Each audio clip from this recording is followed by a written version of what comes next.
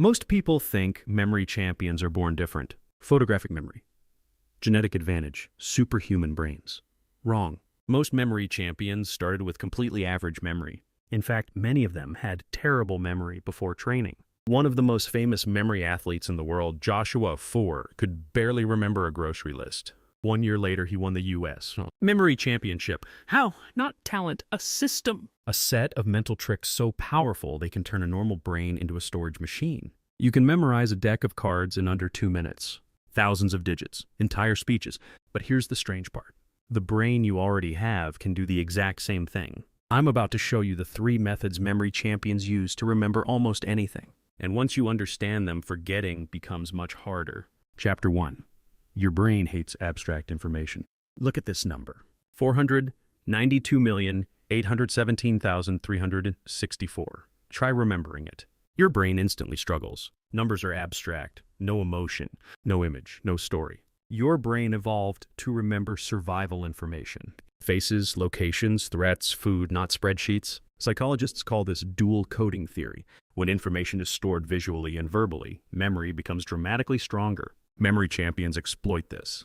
They turn boring information into vivid mental images. Numbers become objects, words become scenes, ideas become stories. Instead of remembering the number 4,928,17364, they might imagine a giant panda smashing a clock while riding a bicycle through a supermarket. Ridiculous? Yes, but unforgettable. Your brain remembers weird images far better than boring facts. This is called the von Restorff effect. The strange stands out, the unusual sticks. Which means if you want to remember something, make it absurd. Now you have memorable images. But here's the problem, though. Images alone aren't enough. Because if you create hundreds of images, your brain loses track of where they belong. Which leads to the second method. Chapter 2. The Memory Palace. Memory champions store information in physical locations. This technique is more than 2,000 years old. Greek orators used it to memorize speeches. Roman politicians used it to remember laws. Today, memory athletes use it to memorize thousands of digits. It's called the method of Loci. Here's how it works. Your brain has incredibly powerful spatial memory. Think about your childhood home. You can probably walk through every room in your mind. You know where the kitchen was, where the couch sat, where the light switch was on the wall. You didn't study this. Your brain just stored it automatically because spatial memory helped humans survive. Where the food was, where danger lived. Memory champions exploit this. They place information inside familiar locations. Imagine walking through your house. Front door, kitchen, living room, bedroom.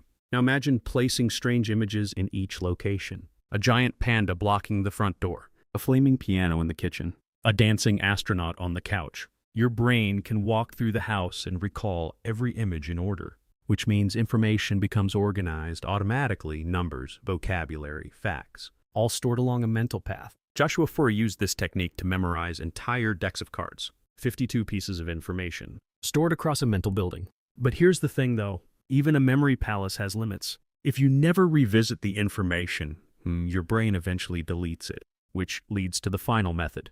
Chapter 3. Strategic forgetting. Your brain deletes information constantly, not because it's broken, because it's efficient. Hermann Ebbinghaus discovered this in the 1800s.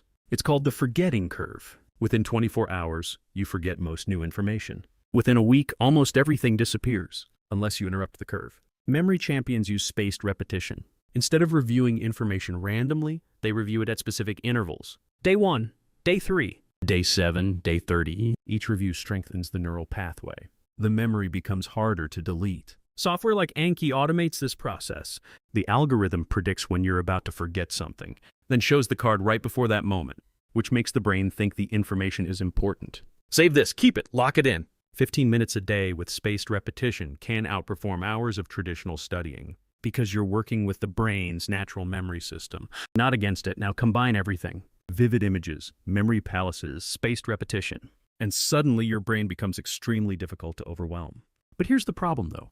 Even if you remember everything you study, most people still struggle to focus long enough to learn anything useful. Distraction destroys memory before it even forms. That's why I made another video explaining how elite performers train their attention like a muscle. Once you understand that system, focus becomes almost unfair. Watch that next.